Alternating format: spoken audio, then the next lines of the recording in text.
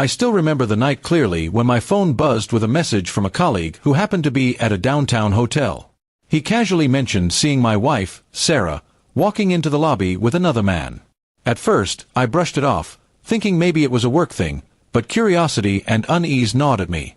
I decided to drive over, heart pounding, hoping I was overthinking. When I arrived, I parked my car in the far corner and watched from a distance. To my horror, I saw Sarah laughing and holding hands with a man I didn't recognize as they walked toward the elevators. My stomach dropped. It was a sight I could never unsee. Instead of storming inside, I chose patience.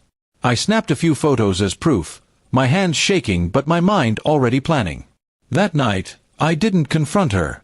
She came home late, smiling faintly, pretending she had been out with some friends. I didn't show my anger.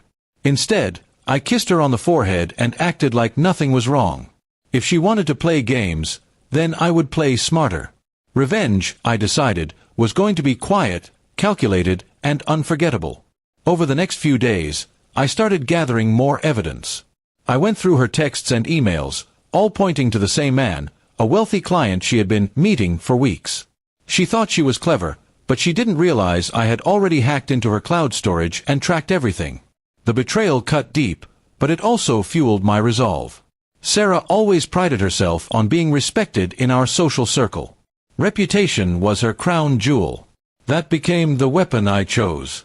I compiled the photos, screenshots, and hotel records into a neat little folder. Instead of yelling or begging, I quietly prepared to expose the truth in the most brutal way possible. The perfect opportunity came when our anniversary dinner approached. We had invited close friends, family, and a few of her business associates. She was thrilled, dressing up in a stunning red gown, thinking it would be a night about us. For me, it was the night her world would collapse. The dinner started beautifully. Toasts were made, laughter filled the room, and Sarah kept holding my hand like we were the perfect couple. When dessert was served, I stood up with a smile and said I had prepared something special for everyone. The lights dimmed, and a slideshow began playing on the big screen. At first, it showed pictures of us together, vacations, memories, happy times. Sarah beamed proudly. But then, the images shifted. Photos of her entering the hotel, holding another man's hand, text messages filled with affection, and receipts from their stays flashed before the stunned crowd. Gasps filled the room. Her face drained of color, and she froze in her seat.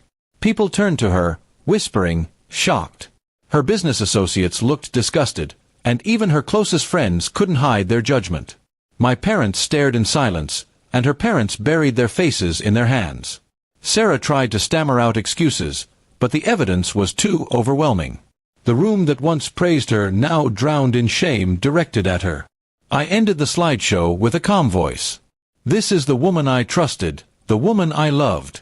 But as you can see, she decided to share her love elsewhere. Tonight, I'm not asking for sympathy. I just wanted everyone to know the truth. Then I sat down, leaving her in a puddle of disgrace. Sarah ran out in tears, followed by awkward silence from everyone else. Some tried to console me, others simply shook their heads and left. The party ended, but my revenge had just begun. I filed for divorce the next morning, attaching the evidence to the case.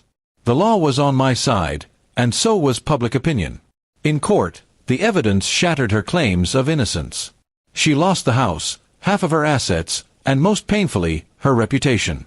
Her lover, who had promised her luxury and comfort, abandoned her the moment things got messy. She had gambled her life for an affair and ended up with nothing. As for me, I walked away free, with dignity intact. People respected me more for the way I handled it, with calmness instead of rage. Sarah tried calling, begging for forgiveness, saying she regretted everything. But I didn't even respond. The chapter was closed, and I was already moving on with peace in my heart. Now, whenever I look back, I don't feel sadness anymore. Just satisfaction. She thought she could betray me and hide it, but my revenge made sure she paid in full. Her regret came too late, and I had already built a better life without her.